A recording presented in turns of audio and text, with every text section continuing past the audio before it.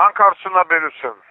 Հայաստանի ընդերքը տարիներով դարձել է ոչ թե ազգային հարստության աղբյուր, այլ ընտրյալների հարստացման մեխանիզմ։ Լեռները քանդել են, գետերը թունավորել, անտառները ոչնչացրել, գյուղերը թողել փոշու ու հիվանդության մեջ, իսկ ժողովրդին բաժին հասել են միայն դատարկ խոստումներ, աղքատություն, քաղցկեղ եւ ասթմա։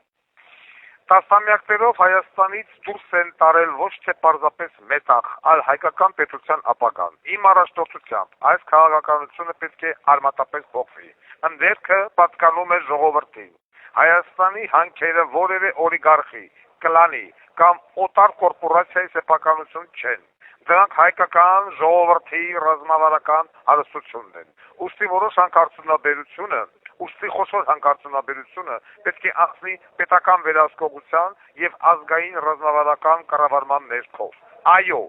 այն ոլորտները, որոնք ունեն կենսական նշանակություն, պետության անվտանգության եւ տնտեսության համար պետք է ծառայեն ոչ թե մի քանի ընտանիքի, այլ ամբողջ ազգի շահին։ Հումք արտահանող Արցախ աղքատ երկիրը դատապարտված է, սիրելի ժողովուրդ։ Աշխարհի ամենաթույլ տնտեսություններից շատերը մեկ ընդհանուր հատկանիշ ունեն։ Նրանք հումք են արտահանում եւ պատրաստի ապրանք ներմուծում։ Տարիներով Հայաստանից դուրս է տարվել պղինձ, մոլիբդեն, ոսկի, հանքային խտանյութ, իսկ հետո նույն շուկաներից Հայաստանը գնել է բազմապատիկ թանկ պատրաստի արտադրանք։ Սա տնտեսություն չէ, սա գաղութային մոդել է, սա խայտառակություն է։ Նոր արդյունաբերական հանքային ռազմավարություն։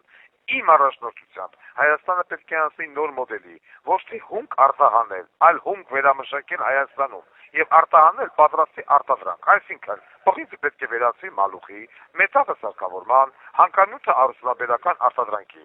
Աշխատատեղը պետք է ստեղծվի Հայաստանում, ավելացված արժեքը պետք է մնա Հայաստանում, հարկերը պետք է ծառայեն Հայաստանի զարգացմանը, հանքարդյունաբերություն առանց բնապահպանական հանցագործության, բայց նաեւ պետք է արձանագրել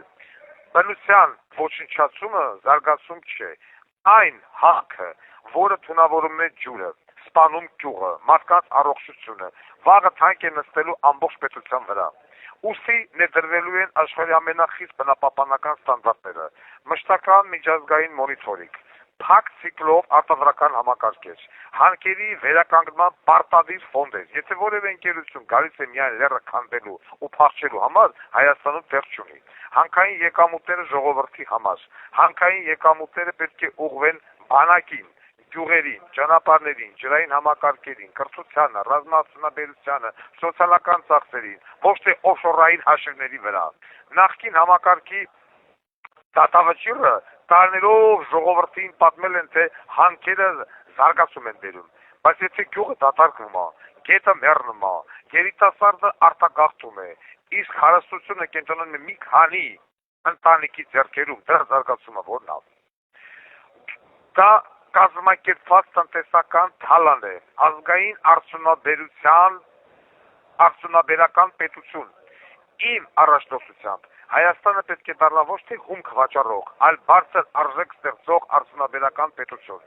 Այնպիսի Հայաստան, որտեղ հայկական լեռները այլևս չեն թալանվում, որտեղ ընդերքը ծառայում է ազգին, որտեղ գործարաններն աշխատում են հայկական հումքով, իսկ աշխարհի շուկաներում վաճառվում է ոչ թե Հայաստանի հողը, այլ Հայաստանի ստեղծած արտադրանքը, որովհետև ուժեղ պետությունը իր հարստությունը չի նվիրում ուրիշներին, ուժեղ պետությունը իր հարստությունից կառուցում է ապագա, կառուցենք ապագան միասին։